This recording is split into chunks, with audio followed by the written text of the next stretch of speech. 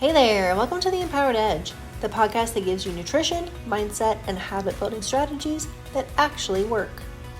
I'm your host, Jenna Hostetler, registered dietitian, certified neurocoach, and your go-to guide to break free from burnout, cut through the health noise, and reclaim control of your body and brain. Each week, you'll get practical, science-backed strategies so you can stop second-guessing yourself, sharpen your focus, and finally feel like the woman who leads her life, not just survives it. If commitment is the fuel that drives your goals forward, procrastination is the brakes that keeps you stuck. It's sneaky. It shows up as, I'll do it later, or I just need to feel ready first. But the truth is, every time you delay, you trade progress for comfort. Today we're cutting through the lies of procrastination and exposing it for what it really is, a dream killer. And more importantly, I'm going to give you a strategy to stop delaying, break the cycle, and start moving. Because waiting for the perfect time is exactly what keeps you from ever getting there. Procrastination, indecision, and avoidance, they are all synonyms for I don't want to make a decision or I want to avoid something uncomfortable. And remember last week when we were talking about deciding in advance, I said that indecision is appealing to our brains because decision making takes a lot of brain power. It is mentally exhausting. And if we're overanalyzing what we should do because we're afraid to do the wrong thing, then we get stuck in procrastination from analysis paralysis. Procrastination tends to come from two sources, overwhelm or fear of failure. And when we're procrastinating, we're usually in indecision, and indecision tricks you into thinking you're safe. It feels like we can avoid the decision altogether, and therefore any unwanted consequences, but the reality is that we delay the consequences and have to face them later, usually with interest.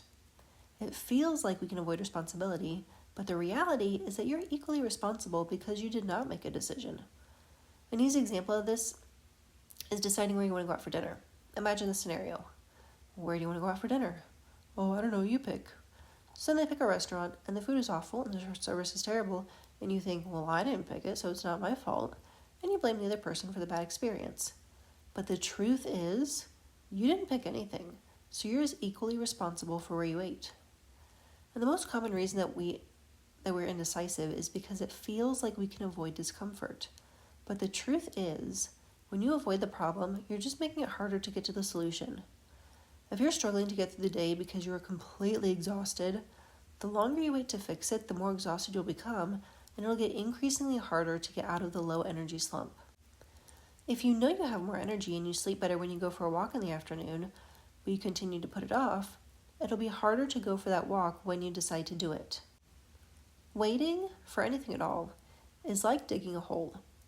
Every day you put something off, the hole gets deeper, and it will take more effort to get to the surface, until one day it feels like too much effort and you decide to just give up. All these reasons for procrastination, avoiding making a decision, avoiding responsibility, avoiding discomfort, they are all lies. They are lies from our brain to keep us in our comfort zone, because the truth is, indecision is a decision. The truth is, indecision doesn't really even exist. Eventually, you always make a decision, action or inaction. The truth is, you are still responsible for the outcome because by not deciding, you are allowing the outcome to happen. The truth is, you're not avoiding discomfort. You're prolonging discomfort and likely making it worse. But here's where it gets tricky. Occasionally, when we avoid a problem, it does just go away, leaving no negative consequences of inaction. Maybe the situation resolved itself. Maybe someone else took action so you didn't have to. Maybe something else happened and the problem became irrelevant. No matter the reason, whenever we avoid an uncomfortable situation and it happens to work out, we've just reinforced to our brain that inaction can reward itself. And this is a huge problem because our brain's job is to keep us in our comfort zone. Imagine you're on a teeter-totter. You're up high, enjoying life in your comfort zone, and all those little problems and all those things that you need to do but really don't want to do, they're way down there on the ground and they are not even bothering you one bit. You can barely even see them. Then you start to feel the weight and see the consequences of your inaction, and the comfort zone gets a little bit less comfortable. And as time goes on, your side of the teeter-totter gets a little bit lower and lower, and the side with all of your tasks and commitments and things you need to do but really keep avoiding gets a little bit higher and a little bit higher. Now remember, I'll say it again and I'll say it every day. Your brain's job is to keep you in your comfort zone. And eventually, your comfort zone of inaction and procrastination and avoidance will get more uncomfortable than the thing that you've been avoiding. That other side of the teeter-totter gets higher and higher until you switch places, and now your inaction, your indecision, is now causing the problems. So your brain snaps you into action and you magically get it done. Then you think, oh, well, that wasn't actually that bad. I could have done that 3 weeks ago. But then somehow we immediately are hit with amnesia and we forget that lesson. So the next time we're tackled with something that we don't want to do, we repeat the pattern, and it also is exhausting. And this is a cycle that we get stuck in until we decide to get out of procrastination. So there are 4 big consequences of inaction. Number 1, the longer you avoid a problem, the further away you get from a solution. Number 2, the longer you avoid a task, the more weight it carries in your brain and in your emotions. Number 3, life lessons are increasingly costly until we choose to learn them and shift. And number 4, inaction hands your power over to other people and you are left living with their decisions. The reality is, success is a series of mistakes that eventually lead to success. The faster you fail, the faster you succeed, which means inaction doesn't mean you're delaying mistakes, it means you're delaying success. And this is why we decide in advance, because thoughts are glucose, thoughts are energy, and your brain is not going to expend more energy than it needs to.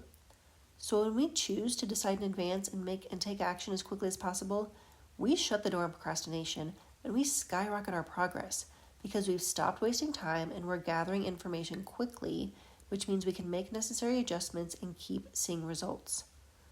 So if you're someone who has a to-do list, keep an eye out for the next time you want to put off doing something. If it's a quick, easy task, instead of saying, oh, that's easy, I'll do it later, think, ooh, that's easy, let me do that now, and cross it off. If the task is something you really want to avoid, imagine how good it will feel when it's done, and use that as motivation to get it done as quickly as possible. Procrastination kills dreams. It drains your motivation and it crushes ambition. The easiest and most effective way to overcome procrastination is to decide in advance and commit, and it will change your life. So your homework for this week is to choose one thing you've been procrastinating on and just do it, and see how good you feel afterwards. Well, that's all for today, so take action, stay empowered, and I'll see you next time. Okay, now before you pop off, make sure you subscribe so you don't miss the one episode that could change your life.